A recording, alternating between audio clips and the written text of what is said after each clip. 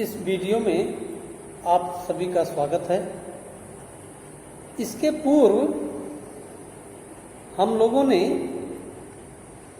तर्कशास्त्र में अनुमान के विविध रूपों में अव्यवहित अनुमान के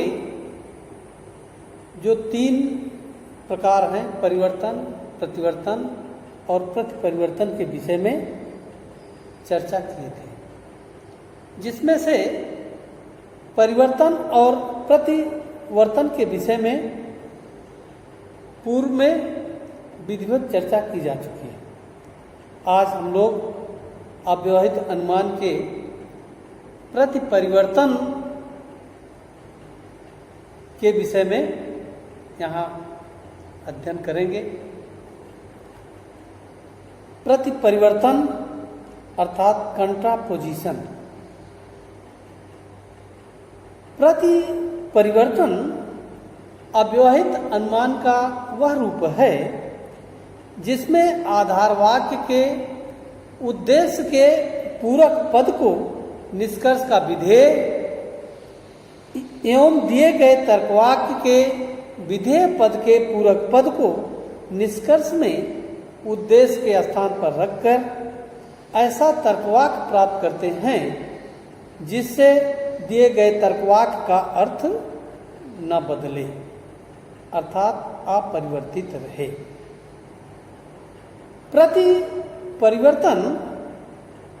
प्रतिवर्तन एवं परिवर्तन की एक संयुक्त प्रक्रिया है।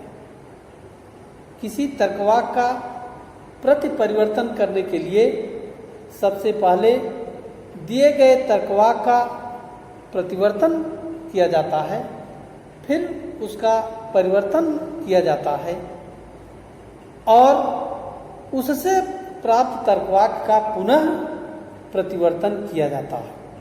इस प्रकार जो निष्कर्ष प्राप्त होता है उसको प्रतिवर्तन कहा जाता है, से प्राप्त निष्कर्ष कहा जाता है।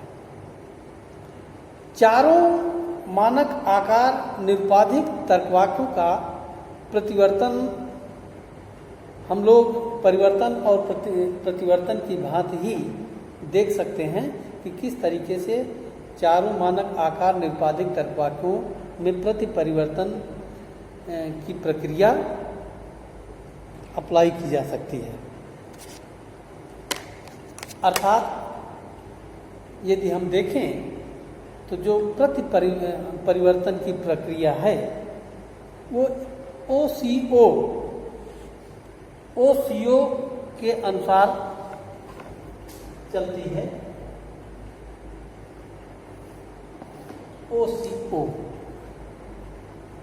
OCO का मतलब होता है पहले दिए गए तर्कवाक्य का हम ओवर्जन करेंगे, प्रतिवर्तन करेंगे, उसके बाद उससे जो तर्कवाक्य प्राप्त होगा, जो निष्कर्ष मिलेगा, उसका परिवर्तन करेंगे और परिवर्तन करने के पश्चात जो तर्कवाक्य मिलेगा उसका फिर से प्रतिवर्तन करेंगे।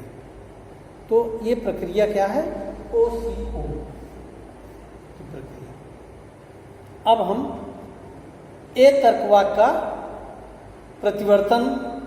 प्रतिपरिवर्तन देखते हैं कि किस तरीके से ये तर्कवाक्य का प्रतिपरिवर्तन होता है। ये तर्कवाक्य सभी मनुष्य मरणशील हैं।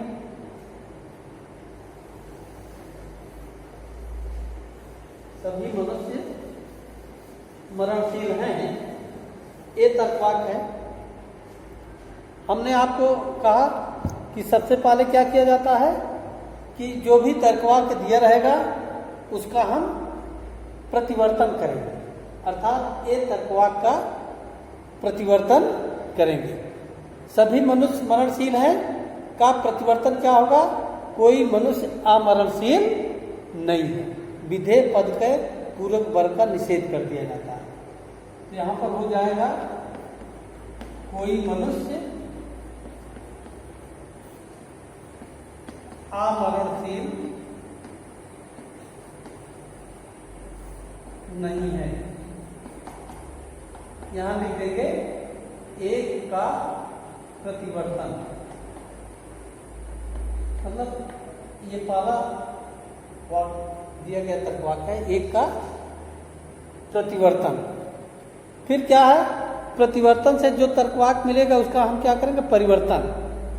परिवर्तन में क्या होता है, उद्देश्य और विधेय के स्थान आपस में बदल दिए जाते हैं, गुण में कोई परिवर्तन नहीं होता और कोई अव्याप्त पद निष्कर्ष में व्याप्त नहीं होगा। तो यहाँ पर ई तर्कवाक्य है, ई तर्कवाक्य का जब हम परिवर्तन करेंगे तो ई तर्कवाक्य का परिवर्तन ई तर्कवाक्य में ही पूर्ण परिवर्तन होता है। तो हो जाएगा कोई मनुष्य, कोई अमरणशील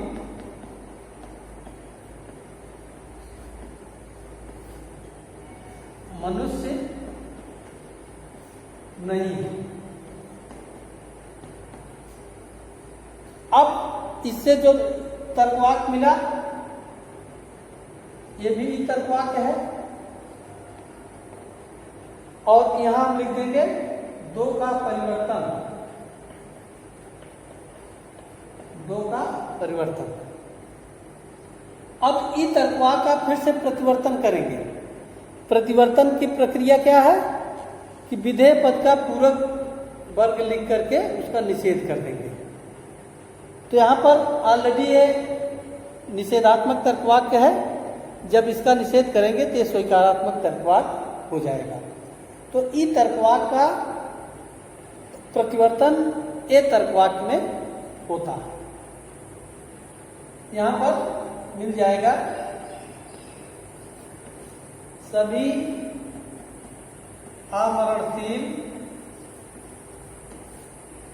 अमनुष्य हैं।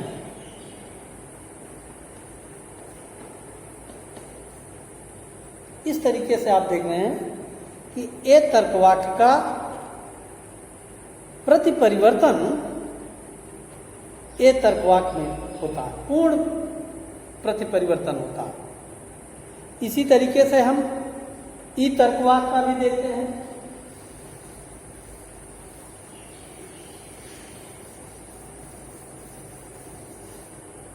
ई तर्कवाक्य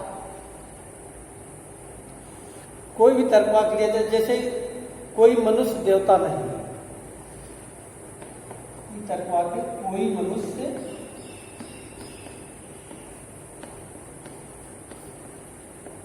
देवता नहीं है।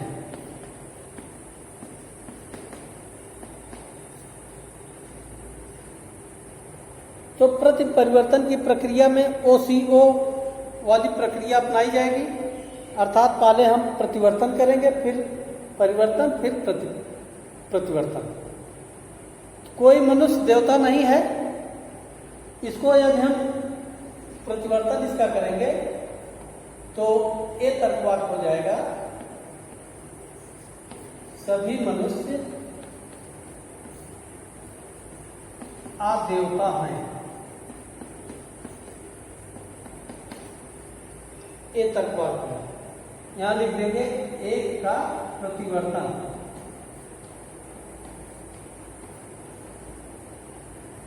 उसके बाद इसका परिवर्तन करेंगे। आप जानते हैं कि ए तर्कवाक्य का परिवर्तन आई तर्कवाक्य में सीमित परिवर्तन होता है। ए का आई मिल जाएगा कुछ देवता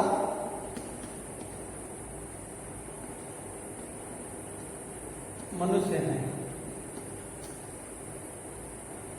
परिवर्तन की प्रक्रिया में उद्देश्य और विधेय आपस में बदल जाते हैं, गुण में कोई परिवर्तन नहीं होता। तो इस तरीके से ए तर्कवाक्य का परिवर्तन आई तर्कवाक्य में हुआ। अब जो आई तर्कवाक्य मिला इसका हम फिर से प्रतिवर्तन करेंगे।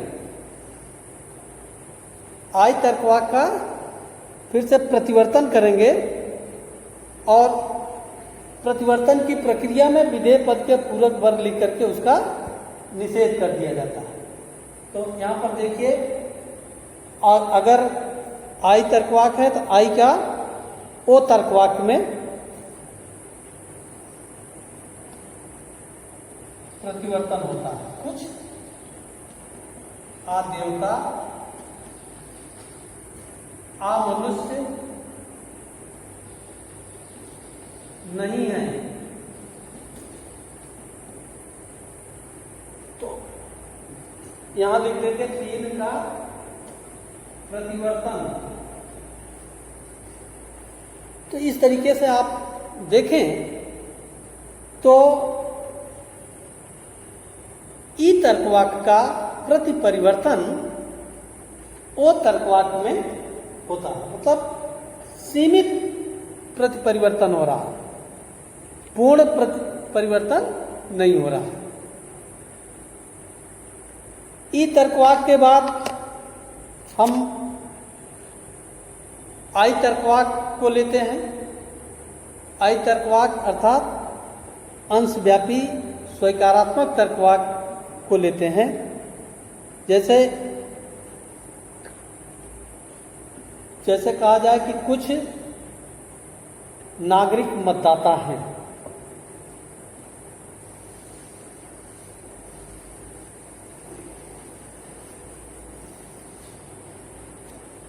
आई तर्कवाक है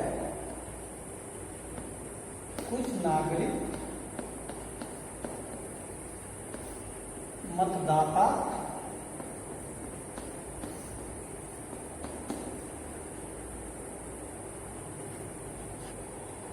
यहां पर आप देखें तो प्रति परिवर्तन की प्रक्रिया में ओसीओ प्रक्रिया अपनाई जाती है। पहले हम प्रतिवर्तन करेंगे, फिर परिवर्तन, फिर प्रति परिवर्तन। तो इस प्रक्रिया में जब हम आई तर्कवाक का प्रतिवर्तन करते हैं तो हमको ओ तर्कवाक मिलता है। कुछ नागरिक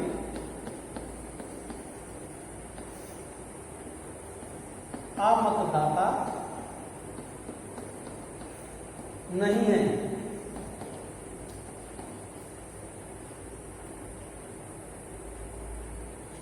अब जो तर्कवाक हमको मिला यहां लिख देंगे 1 का प्रतिवर्तन, इसका हम परिवर्तन करते हैं। आप जानते हैं कि परिवर्तन की प्रक्रिया में गुण में कोई परिवर्तन नहीं होता और कोई अव्याप्त पद निष्कर्ष में व्याप्त नहीं हो सकता। उद्देश्य और विधेय के स्थान आपस में बदल दिए जाते हैं। यदि हम ओ तर्कवाक का परिवर्तन करें तो यहां पर उद्देश्य और विधेय का स्थान आपस में बदल जाएगा, अर्थात आप मतदाता उद्देश्य की जगह चला जाएगा, नागरिक विधेय पद की जगह चला जाएगा। आप ये जानते हैं कि जो ओ तर्कवाक है वो अपने विधेय पद को व्याप्त करता है और परिवर्तन की प्रक्रिया में नियम है कि कोई अव्याप्त पद निष्कर्ष में व्याप्त नहीं हो सकता। यहाँ पर नागरिक जो उद्देश्य पद के स्थान पर है यहाँ अव्याप्त है, लेकिन जब इसका परिवर्तन हम करेंगे तो नागरिक शब्द विधेय पद की जगह चला जाएगा और आप जानते हैं कि वो तर्कवाक में विधेय पद व्याप्त होता है। तो यहाँ पर विधेय पद जब नागरिक विधेय पद की जगह जाएगा तो वो व्याप्त हो जाएगा, जबकि दिए गए तर्कवाक में ये अव्याप्त है। तो इस तरीके से चूंकि वो तर्कवाक है, आप पहले भी परिवर्तन की प्रक्रिया में देख चुके हैं कि वो तर्कवाक का परिवर्तन संभव नहीं है। अर्थात हम ये कह सकते हैं कि प्रति परिवर्तन की प्रक्रिया आई तर्कवाक में संभव नहीं है। आप यहां लिख देंगे प्रति परिवर्तन संभव नहीं।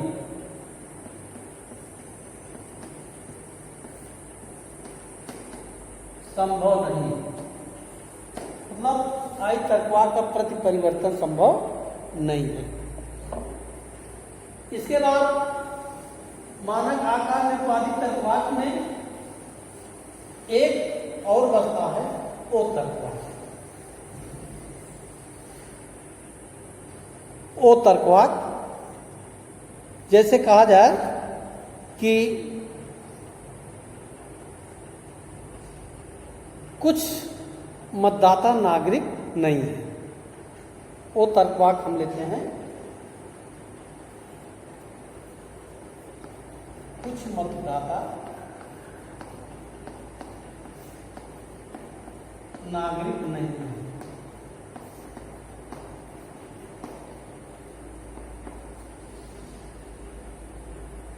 यहां पर इस दिए गए तर्कवाक्य का पहले हम क्या करेंगे, प्रतिवर्तन करेंगे। तो प्रतिवर्तन की प्रक्रिया में होता क्या है, विधेय पद का पूरक वर्ग लिखा जाता है, उसका फिर निषेध कर दिया जाता है। तो कुछ मतदाता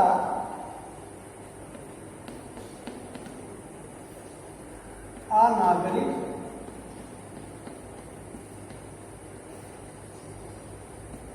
क्योंकि पहले से निषेध है तो ये स्वीकारात्मक तर्कवाक्य हो जाएगा। तो कुछ मतदाता नागरिक हैं, ये आई तर्कवाक्य हो गया। यहां लिख देंगे एक का प्रतिवर्तन, एक का प्रतिवर्तन। इसके बाद जो तर्कवाक्य हमको मिला इसका हम फिर से परिवर्तन कर देंगे। परिवर्तन में क्या होता है, उद्देश्य और विधेय का स्थान आपस में बदल जाएगा, गुण में कोई परिवर्तन नहीं होगा, कोई अव्याप्त पद निष्कर्ष में व्याप्त नहीं होना चाहिए। तो आई का आई में पूर्ण परिवर्तन होता है। तो कुछ अनागरिक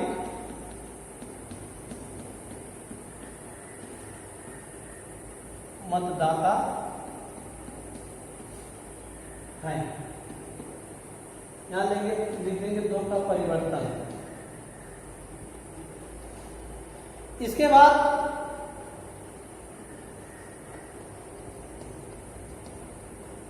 इसका फिर से हम प्रतिवर्तन करेंगे। प्रतिवर्तन में आप जानते हैं कि न तो परिमाण बदलेगा, लेकिन गुण में विधेय पद का पूरक वर्ग लिखकर जब उसका निषेध किया जाता है तो उसका गुण बदल जाता है। यहां पर हो जाएगा वो तर्कवाक्य हो जाएगा कुछ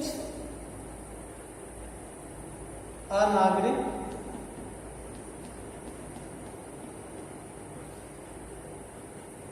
अमतदाता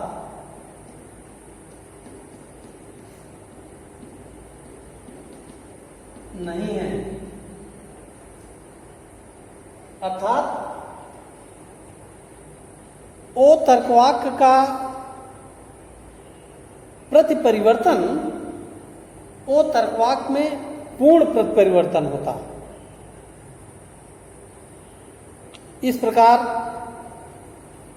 स्पष्ट है कि प्रति परिवर्तन ए और ओ तर्कवाक्य में पूर्ण रूप से होता है, पूर्ण प्रति परिवर्तन होता है।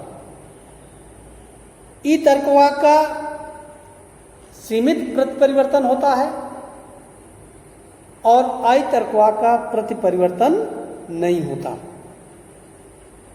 तो यहां आप देखें जो अव्यवहित अनुमान के विविध रूप हैं, परिवर्तन, प्रतिवर्तन और प्रतिपरिवर्तन।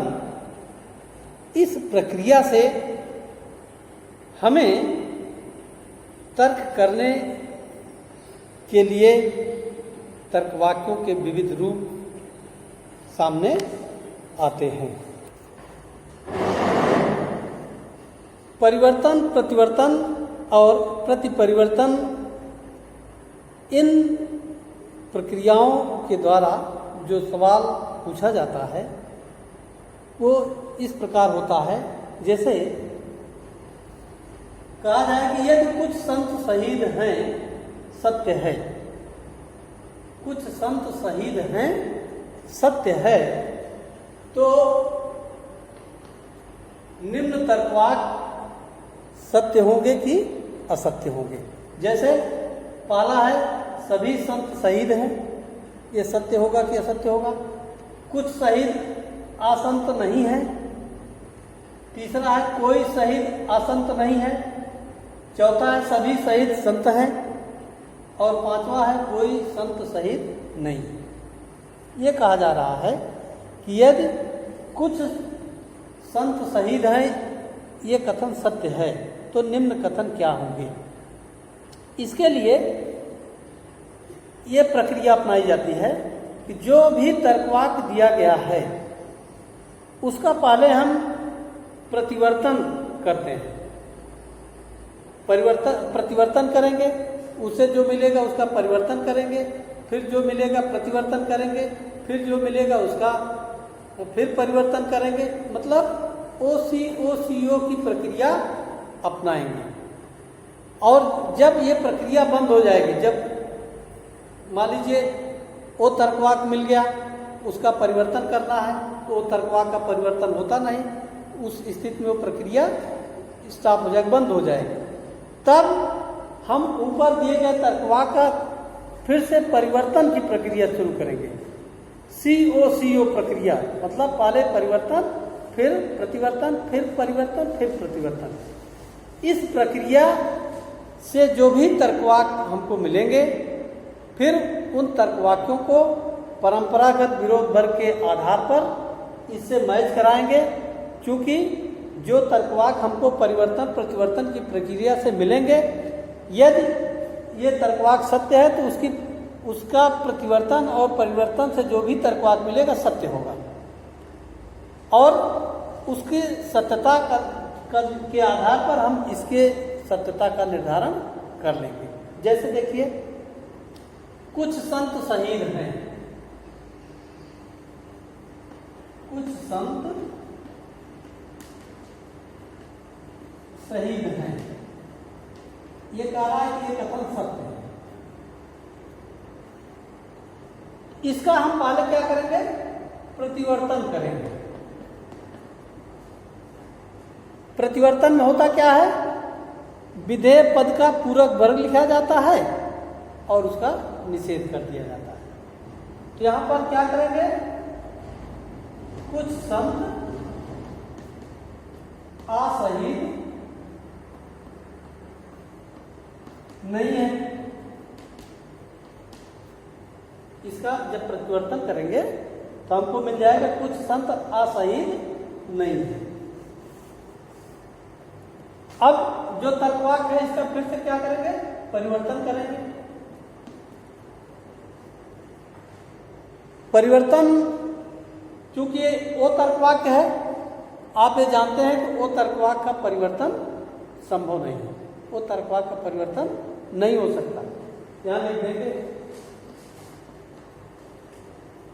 इसका परिवर्तन नहीं होगा। इसके बाद हमने आपको बताया था, जब ये प्रक्रिया बंद हो जाएगी तो जो तर्कवाक दिया रहेगा उसको हम फिर परिवर्तन से शुरू करेंगे। अर्थात दिए गए तर्कवाक का परिवर्तन, आई तर्कवाक का परिवर्तन आई तर्कवाक में होता है। यहां पर लिखेंगे ये एक का परिवर्तन, ये हो जाएगा कुछ शहीद संत है। अब इसका पुनः क्या kरेंगे, प्रतिवर्तन कर देंगे। फिर मिल गया हमको कुछ शहीद असंत नहीं है।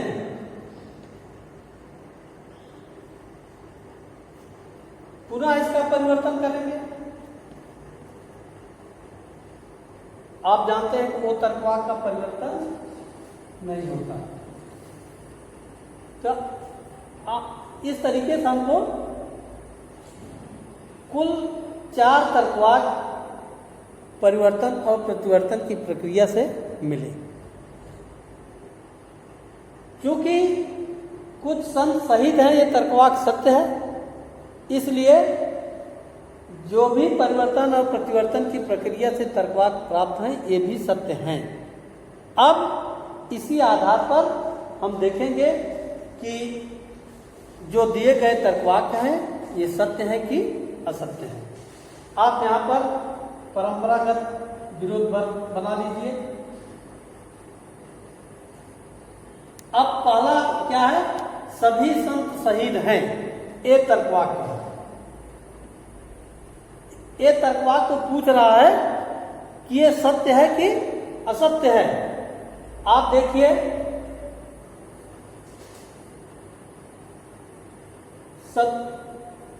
सभी संत शहीद, यहां पर आप उद्देश्य और विधेय को देखिए कि कौन से उद्देश्य और विधेय बिल्कुल उसी रूप में मिल रहे हैं। यहां देखिए, कुछ संत शहीद हैं, आई तर्कवाक सत्य है। आई तर्कवाक सत्य है और एक तर्कवाक के विषय में पूछा जा रहा है कि ये तर्कवाक सत्य होगा कि असत्य होगा। आप जानते हैं कि ए और आई में उपाश्रयण का संबंध है और उपाश्रयण के संबंध की विशेषता होती है कि यदि उपाश्रय सत्य है तो उपाश्रित सत्य होगा, लेकिन उपाश्रित के सत्य होने पर उपाश्रय अनिश्चित होगा। यहाँ पर देखिए, उपाश्रित जो है सत्य है, लेकिन उपाश्रय क्या होगा, फिर अनिश्चित होगा। यहाँ पर जो पहला तर्कवाक है ये क्या हो जाएगा, अनिश्चित। ठीक। इसके बाद दूसरा है, कुछ शहीद असंत नहीं हैं। यहाँ पर हम समान उद्देश्य और समान विधेय देखेंगे। शहीद और असंत कहाँ पर है, शहीद और असंत। यहाँ कह रहा है कुछ शहीद असंत नहीं है, ये कथन आपका सत्य है, मतलब वो तर्कवाक सत्य है। और यहाँ पर भी वो तर्कवाक ही है, सेम तर्कवाक्य है, तो ये भी सत्य ही होगा। दोनों वो तर्कवाक्य हैं, इसलिए सत्य होंगे। तीसरा देखिए, कोई शहीद असंत नहीं है, ई तर्कवाक्य है। कोई शहीद असंत नहीं है, ई तर्कवाक्य है। शहीद और असंत, यहां पर देखिए, ओ तर्कवाक्य तीसरा है। तीसरा, कोई शहीद असंत नहीं है, ई तर्कवाक्य है। शहीद और असंत, ये देखिए, ओ तर्कवाक्य ये है, ओ तर्कवाक्य सत्य है और पूछा जा रहा है कि ई तर्कवाक्य क्या होगा। आप जानते हैं ई और ओ में उपाश्रयण का संबंध है।